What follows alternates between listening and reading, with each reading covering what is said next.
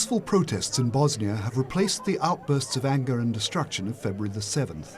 Ever more obvious poverty and the lack of action from successive governments since the war ended have pushed Bosnia towards revolt. In several cities, including Sarajevo, protests are now a daily event. Nationalist blocs blossomed during the war from 1992 to 1995, and ever since then, Bosnians have been divided into ethnic communities: Muslims, Croats, and Serbs. 20 years on, we see that these divisions are still the reason why we're doomed. Nowadays, corruption, nepotism, and plundering reign supreme in our country. Despite the resignation of 4 canton governments and several senior officials, federal power remains in place and protests have been stifled in the country's Serbian entity. To the south, in the canton of Mostar, the parliament and government buildings were set on fire, but no ministers resigned.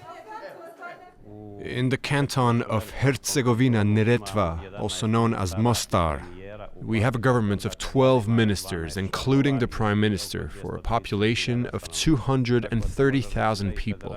It should be noted that the federal government and the municipalities are given power in the economic area. Municipalities are responsible at a local level, while the federation deals with larger projects.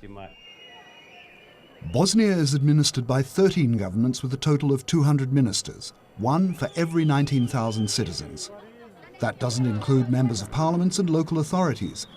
This is the highest administrative ratio in Europe and costs half of Bosnia's GDP. On top of that, it's inefficient, corrupt, and in the service of political parties. A nightmare. I can't find any job anywhere. Although I'm skilled, it's very hard. You have to pay to get a job.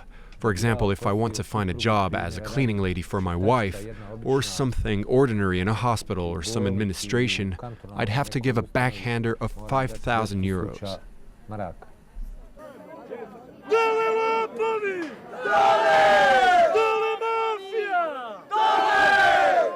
There may be only a few thousand demonstrators in the streets, but surveys show that 80% of the population agree with their demands and their desire for change. It remains to be seen whether this anger will be enough to overcome the ethnic divisions established during the war and change the political system in Bosnia.